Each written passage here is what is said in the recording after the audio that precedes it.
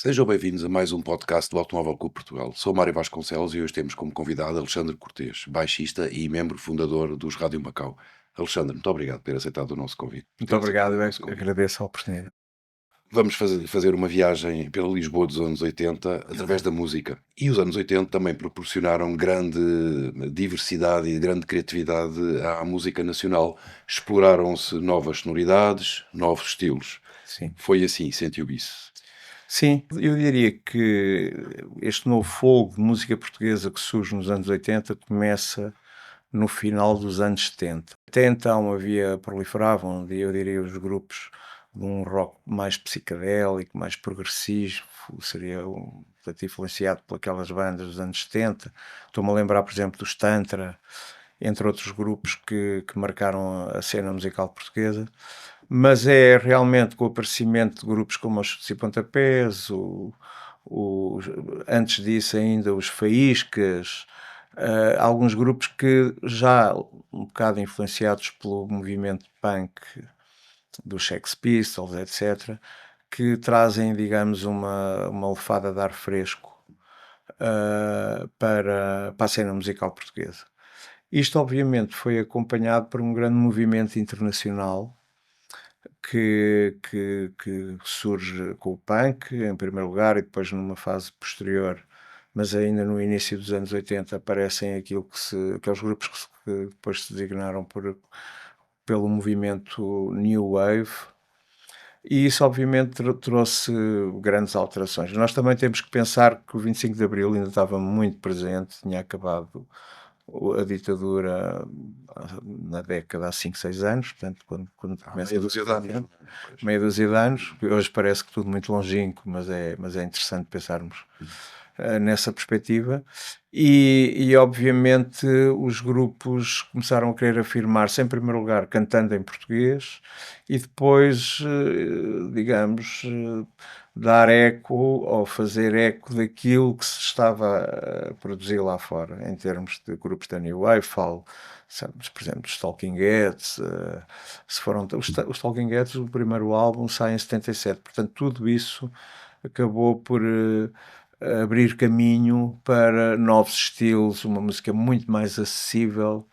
É a época dos 3 acordes e tal, uma música feita. E nós aparecemos, nós tínhamos o Rádio Macau, vou falar aqui enquanto músicos do Rádio Macau. Independentemente das influências que as novas bandas que estavam a surgir nessa altura iam beber de outras já existentes, também estamos a falar de uma época que trouxe novas tecnologias e novos instrumentos, e isso complementou, ajudou a complementar de certa forma.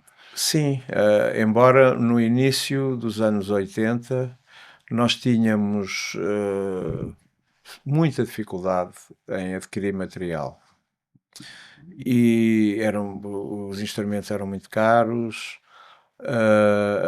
não havia assim tanta facilidade por exemplo, para gravar, etc. E é no princípio da década que surge um aparelho que toda a gente, todos os músicos queriam ter, e muitos deles tinham, que era um gravador de 4 pistas, o Fostex. Que marca era Fostex, lembro perfeitamente. E então nós gravávamos um gravador de cassetes, nós gravávamos as 4 pistas e conseguíamos ainda virar, portanto, ampliar o número de pistas virando a cassete ao contrário. Portanto, aquilo era quase que dava para gravar 8 instrumentos, digamos. E então isso foi sim uma ferramenta fundamental. E depois, obviamente, começaram a aparecer as lojas de música, porque havia muitos miúdos a querer comprar instrumentos e guitarras e baixos, etc. E então começou a haver uma maior facilidade, nada comparável com o que é hoje, porque hoje compra-se tudo por tudo e meia. Estava tudo no início ainda. Estava tudo muito no início. Mas é muito engraçado porque nós pensamos o retrato do país nessa altura era um país completamente impreparado para grandes circuitos de música e para as turnés. Era sempre uma incógnita que tipo de palco é que vamos apanhar, que som é que lá vai estar. Muitas vezes era bom, muitas vezes era péssimo. E isso nota-se hoje que houve um caminho e que provavelmente e com toda a humildade nós podemos ter contribuído para abrir esse caminho um bocadinho, com algumas bandas que se tornaram iconográficas desse período, o GNR, por exemplo, os Chutos, a Sétima Legião, os Mão Morta. Os Rádio Macau fazem parte, portanto, o primeiro disco Alexandre, sai. está-me a falar de bandas ainda anteriores aos Rádio Macau, não é? Porque os Rádio Sim, Macau surgem sim. 1, 2, 3 anos depois. Isto é assim, historicamente podemos definir que houve dois períodos. Houve o primeiro grande boom do rock português, que não correu muito bem, e de onde surgem grupos como os Heróis do Mar, não é? Os Chutes e Pontapés, etc. Aquilo de repente não correu bem porque começou a aparecer muito grupo, muito mal a gravar discos e música que não faria sentido nenhum. E depois houve uma quebra, digamos aqui, um abrandamento, e em 84 surge esta segunda leva de grupos, como o Mão Morta, o Sétima Legião, Rádio Macau, os Acha que Meia melhor Fadada. preparada? Pelo menos já tínhamos alguns exemplos de como não fazer. Ou O seja, que correu mal, não é? correu mal. Isso eu creio que houve, sim, uma grande vontade de ultrapassar isso. Depois é curioso, porque eu acho que os artistas portugueses dessa fase que cantavam em português começaram a ter algum cuidado com o que estavam a gravar e a editar, ou seja, com a qualidade dos poemas ou das letras, das músicas, com os instrumentais, cada um com as suas idiosincrasias, mas havia.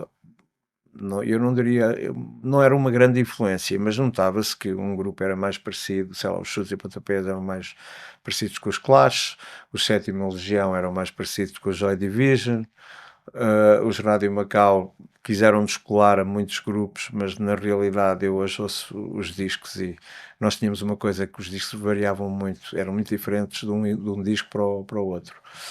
E cada disco era como se fosse um capítulo, nós fechávamos e íamos abrir outro capítulo a seguir. Eu considero que a música portuguesa nessa altura, e olhando agora à distância, enriqueceu muito a cena musical, ou seja, aquilo que foi feito nesse período, o primeiro disco de Rádio Macau sai em 1984 e a partir daí seguem-se uns anos de muitos espetáculos e nós realmente conseguíamos, eu diria eu, trabalhar as coisas novas sempre com uma perspectiva de modernidade ou de contemporaneidade. Nós queríamos ser atuais, queríamos ser novos, queríamos trazer coisas Não, novas. é que se ouve tanto falar. Os anos 80 foi nos anos 80 que surgiu o rock português. Sim. Então, teve 2 momentos, não é? Quer dizer, teve um momento bom e um momento mau e um bom. Eu creio que sim, que houve uma altura, isto é um bocado como tudo, de repente percebeu-se que havia ali um filão e que havia grupos que vendiam milhares, centenas de milhares de discos e as editoras começaram a querer editar tudo sem ter qualquer Critério. critério de qualidade. Havia bons grupos, o que aconteceu é que muitos grupos que sem qualidade quase nenhuma conseguiam gravar porque as editoras queriam, será este a next big thing, será que são estes que... E então não havia grandes critérios de qualidade, e a profissão que se designou sempre, desde sempre como AR, não é? Artistas e Repertório, que era quem escolhia os artistas que as editoras gravavam, era pouco criteriosa comparando com os períodos a seguir. De maneira que eu creio que depois houve uma afinação de todo este sistema e depois a seguir, não quer dizer que não tenha havido discos maus, claro que sempre houve, mas as editoras começaram a ter bastante mais cuidado e começaram a perceber que nem tudo o que vem à rede é peixe, não é? Ou seja, começaram a perceber que tinham que ser mais criteriosos porque discos tão maus que se editaram que nem faz sentido hoje em dia. E nessa altura já, na fase boa do rock português, também os festivais, o surgimento de rádios, as rádios pirata, Sim. e até a própria imprensa especializada ajudou bastante Ajudou também. bastante, foi interessante porque ao mesmo tempo surgem uma série de profissionais ligados à rádio, à televisão, aos jornais, que já tinham algum know-how sobre música e sobre a indústria em si, quer do ponto de vista internacional, quer nacional. E portanto começou a haver, aparece a revista Blitz, não é? O jornal, na altura era o jornal Blitz, que teve um papel importantíssimo na Histórico Jornal divulgação. Blitz. Sim, E depois uma coisa, Alexandre, e desculpa não faz interromper, mal. é que o curioso ainda é que o aparecimento dessas pessoas nessas áreas eram praticamente todos da mesma geração, quer dizer, É, havia uma percepção e um entendimento que facilitava, que era muito bom. Lisboa tinha essa particularidade, é que tinha um bairro, não é? Era o Bairro Alto, onde se encontrava toda a gente, nomeadamente pessoas destas indústrias, quer do jornalismo, que muitos jornalistas frequentavam o Bairro Alto à noite. Aliás, o Bairro Alto tinha imensos jornais, Antes daquele boom. cuja sede era lá, as redações Exatamente, eram. pois. Ah, e portanto os jornalistas muitas vezes saíam dali, iam, há um bocado falámos disso, Fechavam as edições iam e ao Snob comer um bifinho e depois iam ao Frágil ouvir uma musiquinha e tal. Mas é muito giro porque se encontravam toda a gente, ou seja, músicos, artistas, atores. Portanto, era um bar onde proliferavam artistas e jornalistas e atores e muito facilmente na mesma noite podíamos encontrar músicos de 6 ou 7 bandas, os jornalistas, portanto acabava por haver ali um fervilhar de novidade e havia comunicação, havia troca havia de muita ideias, comunicação. Nós entre entre todos eles. e muitos projetos foram combinados ali, né.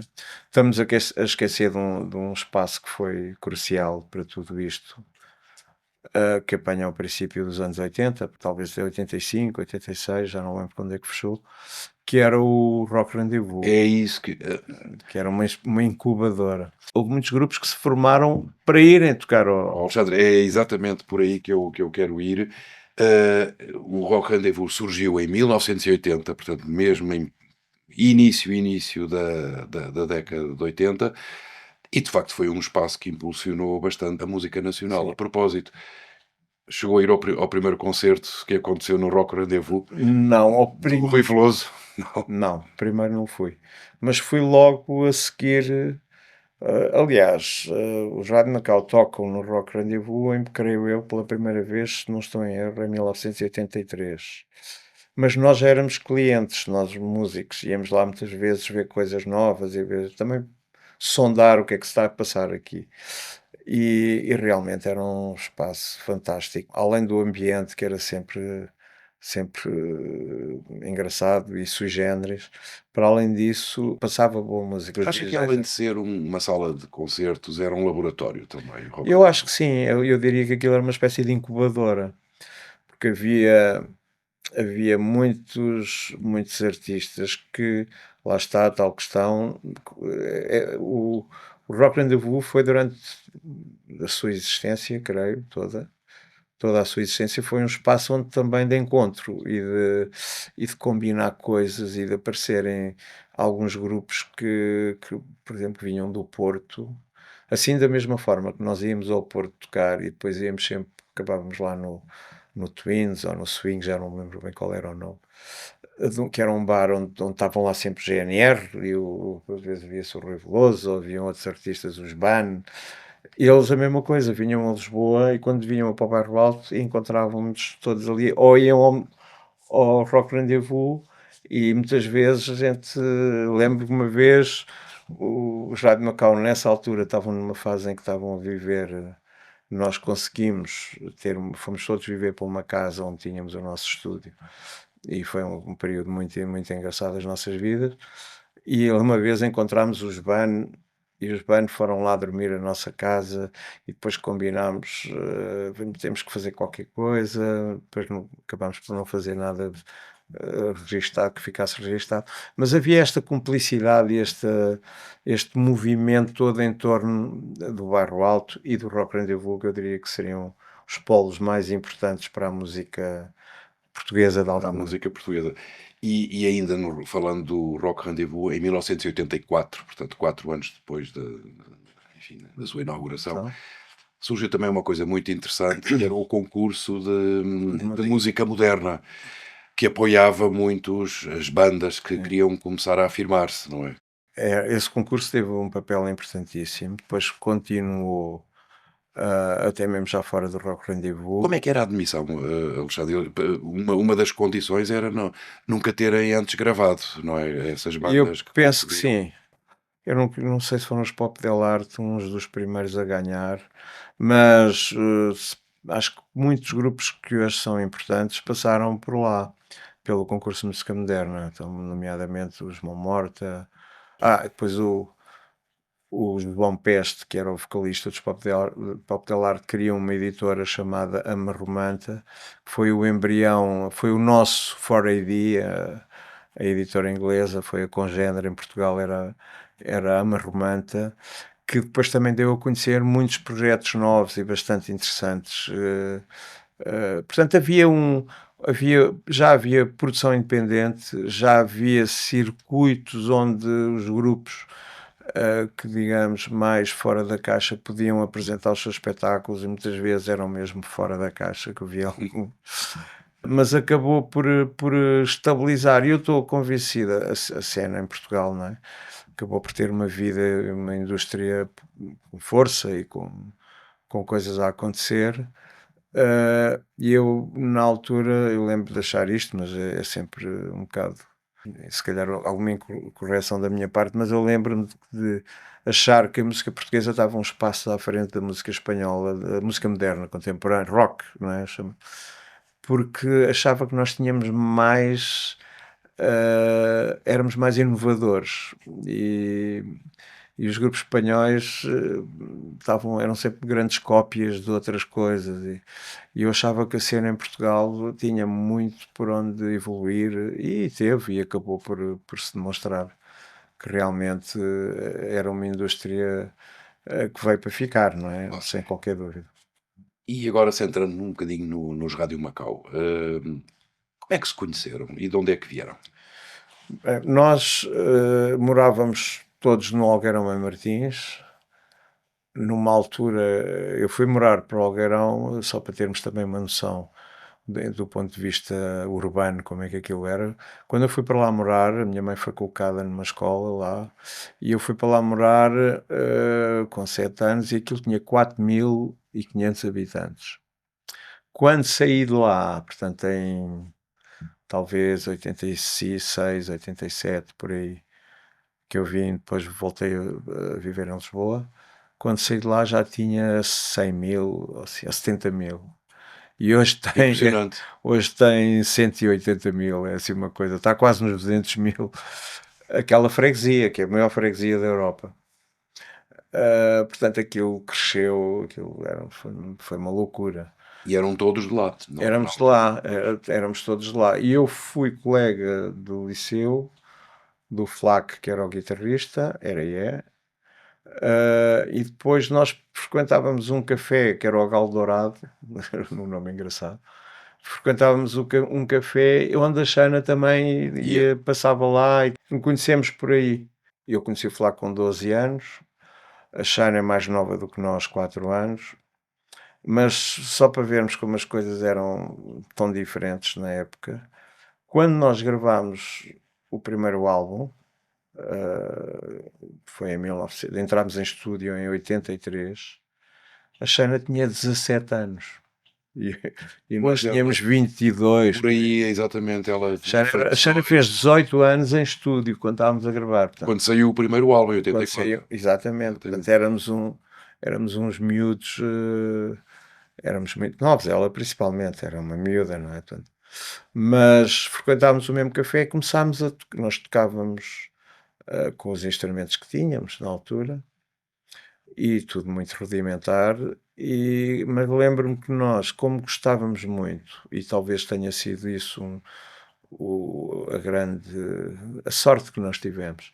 Como os nossos pais tinham coleções de discos que incluíam muito Zeca Afonso, Zé Mário Branco, discos proibidos antes do 25 de Abril, Chamada canção de intervenção. canção de intervenção, mas muito, e depois ao mesmo tempo algum rock, muita música brasileira, lembro-se de Secos e Molhados, do Chico e Caetano ao vivo, esses discos que depois acabaram por marcar Léo Ferré, muita canção francesa, eu lembro de ser miúdo e eu gostava particularmente do Léo Ferré, mas também do Jacques Brel, tudo isso.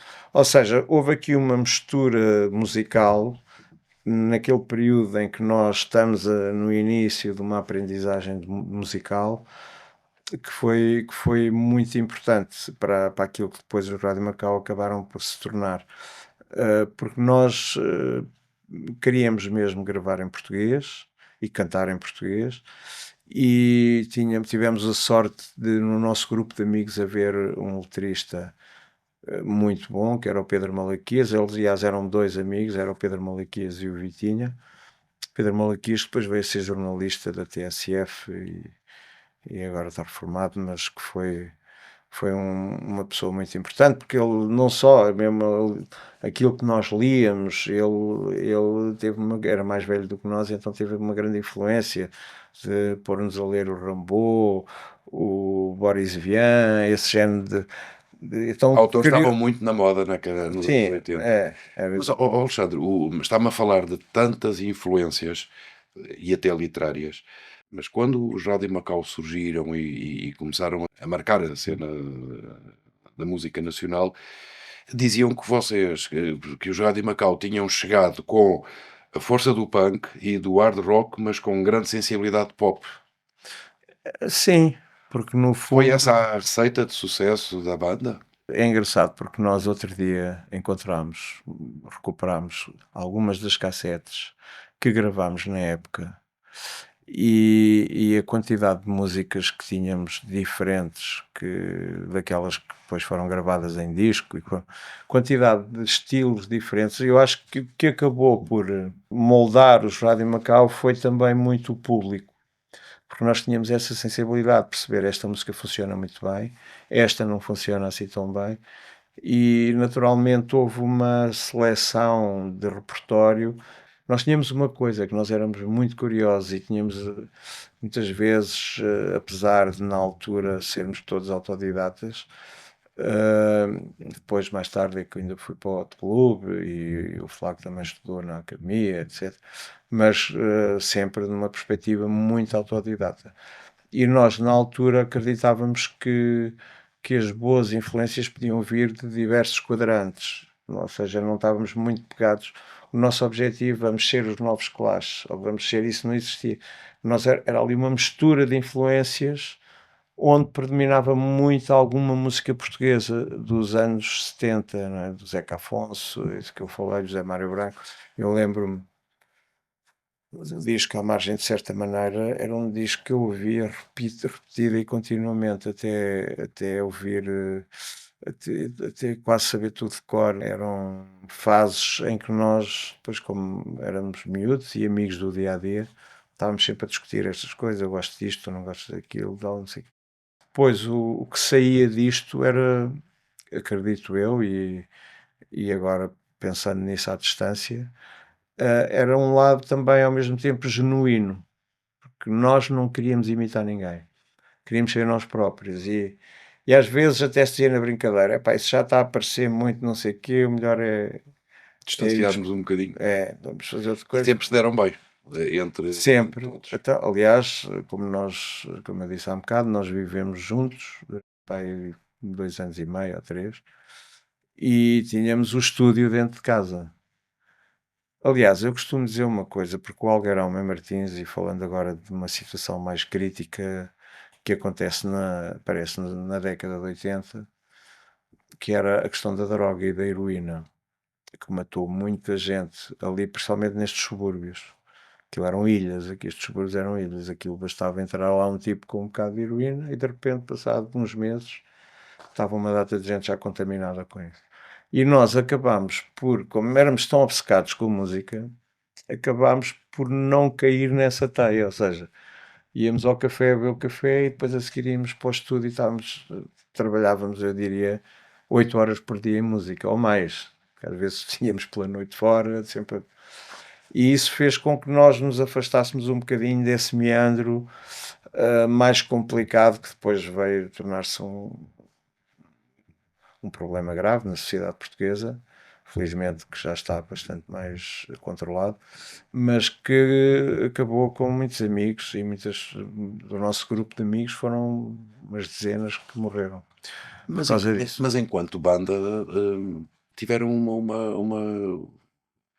uma vida relativamente curta, não é? Porque em 92 Não, editaram parámos. o último. Não, não. Em 92 fizemos uma paragem que durou 8 anos ou 7 anos.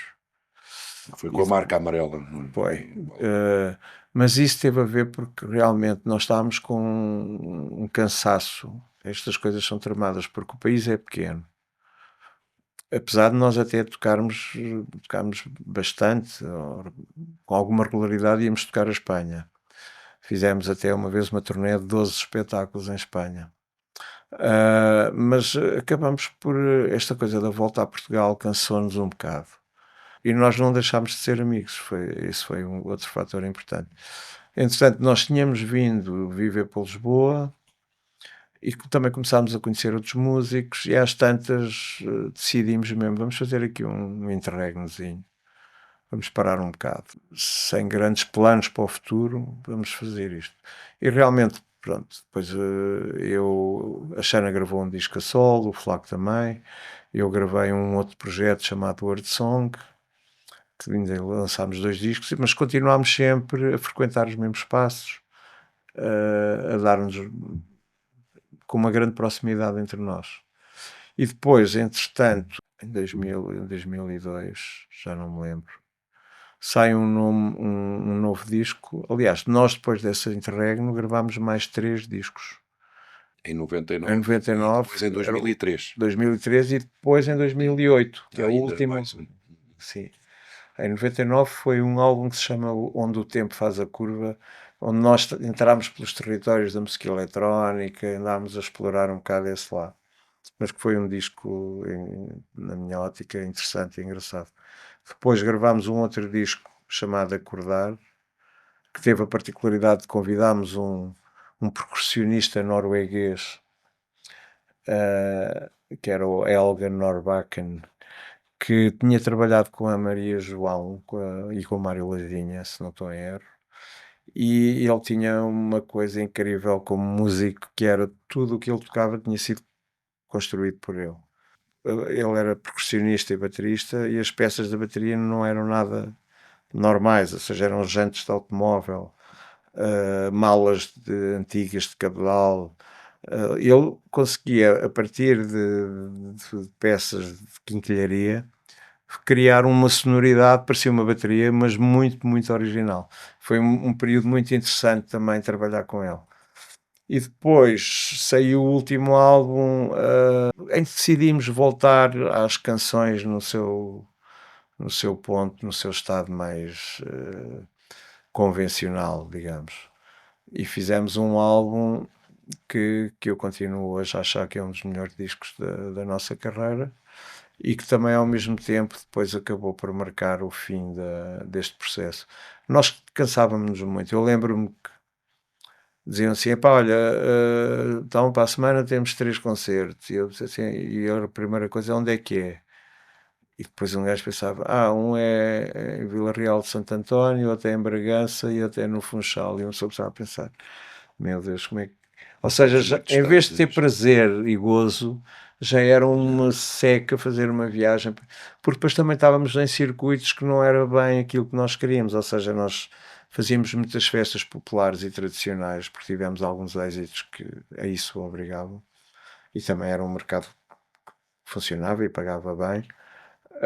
Mas as pessoas realmente estavam lá para ouvir aquele êxito, e depois quando nós aparecíamos com propostas mais elaboradas ou mais alternativas, Não as eram tão bem pessoas... acolhidas, não é? Não, porque as pessoas não queriam, quer dizer, nunca fomos mal acolhidos, mas as pessoas, percebia-se que as pessoas queriam era, e depois estávamos naquele mercado em que também umas vezes tocávamos em festivais que um dia éramos nós, no outro dia era o Kim Barreiros, e às vezes os dois no mesmo dia, coitado do Kim Barreiros, que é uma pessoa maravilhosa e gentil. E é uma máquina, é então uma hoje máquina. continua. E é muito engraçado como pessoa, é genuíno, também lá está. E nós achámos que este circuito, isso estava a começar a ficar muito cansativo. E tínhamos vários projetos a decorrer. Eu nessa altura, já no princípio, em 92 tinha era sócio do Johnny Guitar, com o Zé Pedro dos Chutes e Pontapés, abrimos o Johnny Guitar, e, ou seja, já estávamos com vidas também, já não era tão dependente do dinheiro que ganhava com a música, digamos, como músico, e acabámos por decidir fazer uma paragem.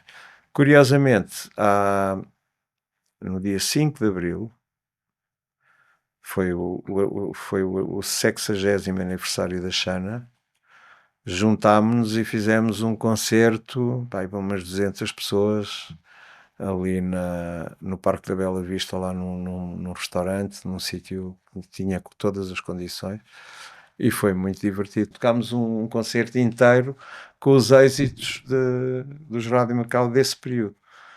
E foi muito giro, porque estas coisas é um bocadinho como andar de bicicleta. Uma pessoa, eu lembro-me quando nós fizemos poucos ensaios, fizemos para aí 3 ou 4 ensaios, mas depois lembro-me de estar a tocar e aquilo realmente já não precisava de pensar muito, porque aquilo já estava mecanizado. Ou seja, eu lá no meu arquivo, no meu databank, as músicas estavam lá todas, e realmente as coisas são extraordinárias. Depois também se nota muito esta ligação entre as pessoas e entre os músicos. Nós muitas vezes, e como de certa forma continuamos a trabalhar em projetos com músicos, com outros músicos de Rádio Macau e vice-versa, e acabamos por aquela cumplicidade que se sente em palco já não se perde, acho eu. Nós de repente estávamos a tocar e eu estava a sentir aquele espírito que sentia nos anos 80, lá está, em que nós às vezes não precisávamos de pensar muito para saber que nota é que ele ia dar e o que é que ele ia tocar a seguir.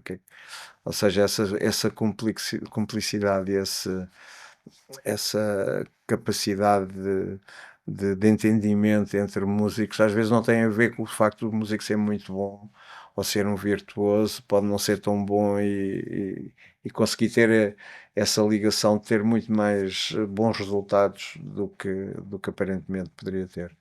Oh, Alexandre Cortês, muito obrigado. Eu é que agradeço. Enfim, é pelos anos 80 que vamos ficar. Muito obrigado por nos ter recordado esses tempos. Obrigado também a quem nos acompanhou. E podem seguir-nos no Spotify, Apple Podcast e nas redes sociais do ACP. Pela janela mal fechada, entra já a luz do dia, morre a sombra desejada de uma esperança fugidia. Foi uma noite sem sono, entre saliva e suor.